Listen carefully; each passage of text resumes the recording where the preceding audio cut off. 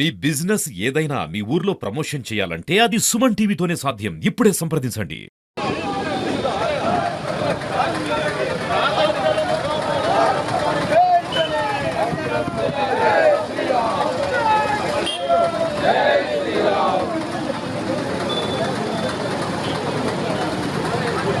హిందువులపై అక్కడి మెజార్టీ వర్గము దాడి చేస్తూ హిందువులను హింసలకు గురి చేస్తున్నా ఇక్కడ హిందువులు ఐక్యంగా లేకపోతే ఇక్కడ భారతదేశంలో మెజార్టీ ప్రజలు హిందువులు అందరూ కులాల వారీగా విభజించి వీళ్ళని ఎక్కడెక్కడ పాలిస్తున్నారు. కాబట్టి కులాలు అన్ని పక్కన పెట్టి హిందువులందరూ ఐకమత్యంగా ఉండి బంగ్లాదేశ్లో జరిగినటువంటి దాడులు మన భారతదేశంలో కూడా జరగబోతున్నాయని కొన్ని ప్రతిపక్ష పార్టీలు ఈ మధ్య చెప్తున్నారు. ఇది ఏది కాకుండా ఉండాలి.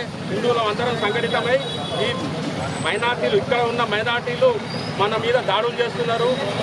అతి త్వరలో మేమే మెజార్టీ కాబోతున్నామని వాళ్ళు స్వచ్ఛందంగా వాళ్ళ ముల్లాలు ప్రకటిస్తున్నారు. అయినా కానీ మనం సంఘటితం కాకపోతే మనకు కూడా రేపు బంగ్లాదేశ్లో జరిగినది అతి దగ్గరలోనే కనబడుతుంది. ఈ సందర్భంగా మేము తెలియజేసేది ఏంటంటే హిందువులందరూ కులాలు కాకుండా ఒక్కటై హిందూ ధర్మాన్ని కాపాడాలని తెలియజేస్తూ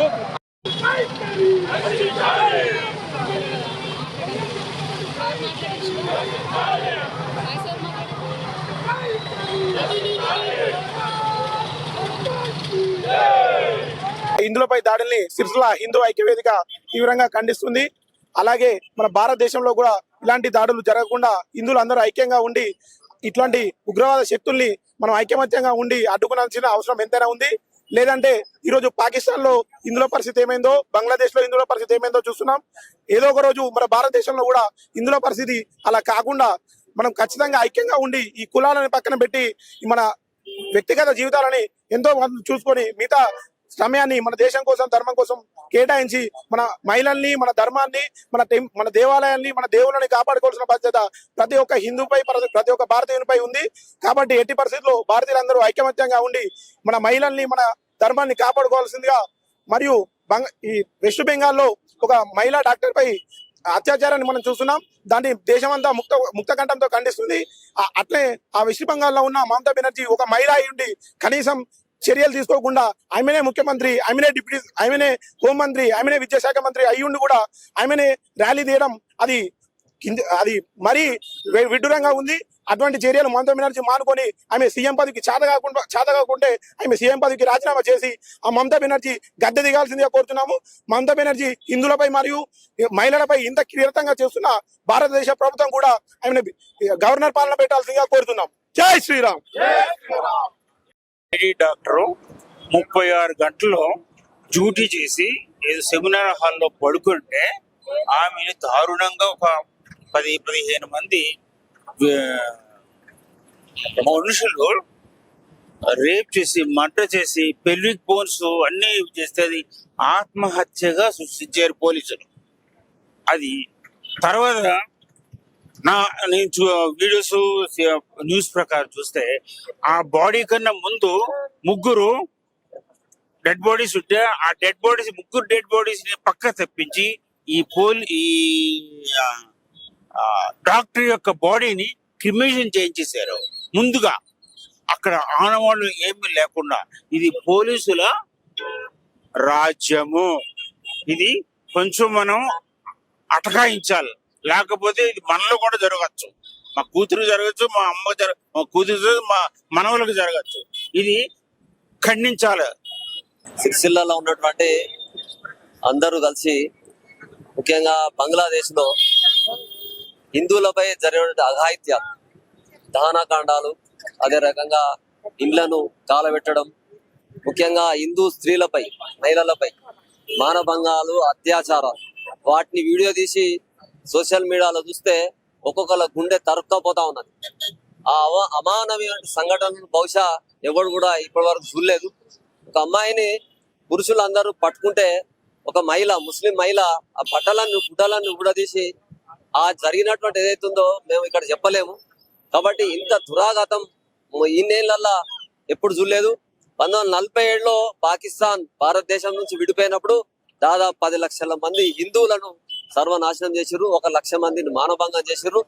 ఆ యొక్క గూడ్స్ బండిలో లేకపోతే రైళ్లలో శవాలను కుక్కి పంపిస్తే 10 లక్షల మందిని చంపేసినారు. అక్కడ ఆ రోజు కూడా దేవాలయాన్ని కూలగొట్టినారు, లూటీ చేసినారు, ఇళ్లను దహనం చేసినారు, మానభంగాలు చేసినారు, చిన్న పిల్లలు కూడా చంపడం జరిగింది. ఆ తర్వాత మొన్న జరిగిన బంగ్లాదేశ్ లో అఘాయిత్యం ఏదైతుందో చాలా చాలా చాలా దురాఘాతం. ఇది మాటలతో చెప్పనలవి కాదు. ఇప్పుడు ఒకటే చెప్తున్నాం, అయ్యా హిందువులారా, ఇప్పటికైనా ఈ దేశంలో హిందువులు మేలుకోవాలి, కుంభకర్ణ నిద్ర నుంచి బయటకు రావాలి. చాలా మంది అనుకుంటారు, హిందువులు ఏమనుకుంటారు, ఎక్కడో బంగ్లాదేశ్ లో అయితే పాకిస్తాన్ లో అయితే మాకేం సంబంధం అనేటువంటి ఒక నిద్రలు ఉన్నారు. ఇది సరైన విధానం కాదు.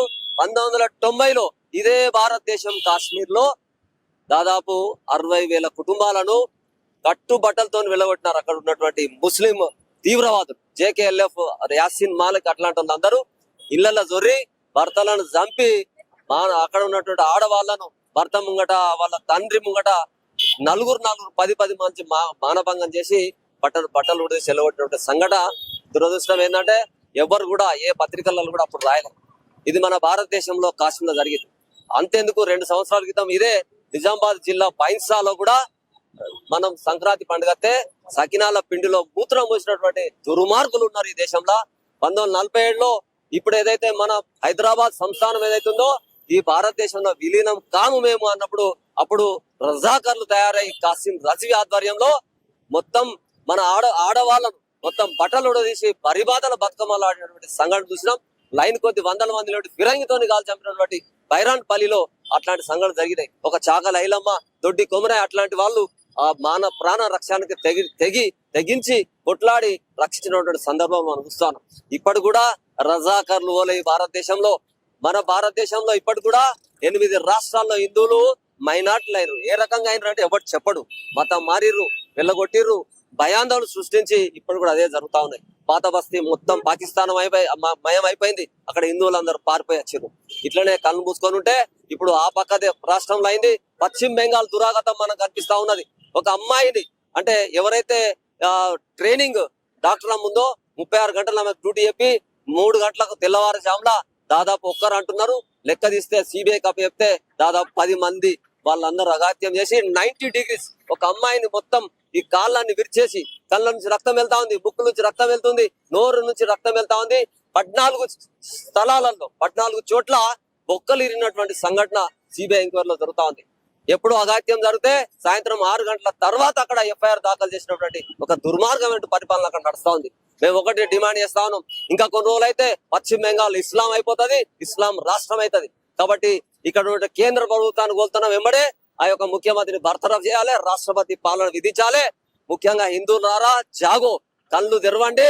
జరుగుతున్నటువంటి పరిణామాలను గ్రహించి మన హిందువుల ఆడవాళ్ళ ప్రాణాలు మన ఆస్తుల రక్షణ చేసుకోకపోతే హిందువులందరూ ఈ దేశంలో కూడా కనుమరుగయ్యే రోజు దగ్గరలోకి వచ్చిందని మేము హెచ్చరిస్తా ఉన్నాం. జాగో హిందూ.